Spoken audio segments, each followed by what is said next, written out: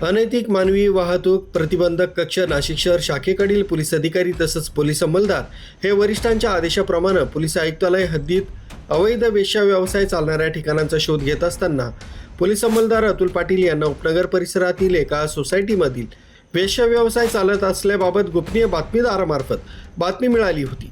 मिळालेल्या गोपनीय माहितीच्या आधारे वरिष्ठांच्या मार्गदर्शनाखाली वरिष्ठ पोलीस निरीक्षक डॉक्टर अंचल मुदगल, मध्यवर्ती गुन्हे शाखा नाशिक यांनी शासकीय पंचांसह छापा कारवाई करण्याकरता पथकं तयार केली। त्यानंतर उपनगर परिसरातील एका सोसायटीमध्ये वेश्या व्यवसाय चालतो असं समजलं। नंतर बनावट ग्राहक पाठवून खात्री केली असता सदर ठिकाणी वेश्या व्यवसाय चालत असल्याची खात्री झाली। खात्री झाल्यानंतर पथकानं सदर ठिकाणी छापा टाकून कारवाई केली।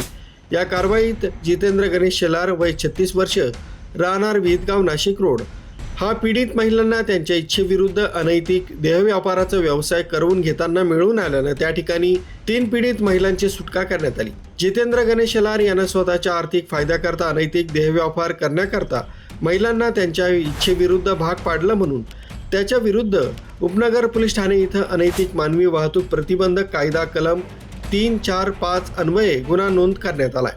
सदर गुन्ह्याचा पुढील तपास उपनगर पोलीस ठाण्याकडील अधिकारी करीत आहेत। सदरची कारवाई संदीप कर्णिक, पोलीस आयुक्त नाशिक शहर, किरण कुमार चव्हाण, पोलीस उपायुक्त संदीप पिंटके, सहाय्यक पोलीस आयुक्त गुन्हे यांच्या मार्गदर्शनाखाली मध्यवर्ती गुन्हे शाखेचे वरिष्ठ पोलीस निरीक्षक डॉक्टर अंचल मुदगल, सहाय्यक पोलीस निरीक्षक विश्वास चव्हाणके, पोलीस उपनिरीक्षक सुवर्णा महाजन, शेरखान पठाण, किशोर देसले, पोलीस हवालदार गणेश वाघ, समीर चंद्रमरे, लीला सुकटे, युवराज कानमहाले, पोलीस अंमलदार अतुल पाटील, वैशाली घरटे तसंच सामाजिक संस्था विप्लव फाउंडेशनचे कर्मचारी यांनी संयुक्तरित्या कामगिरी पार पाडली।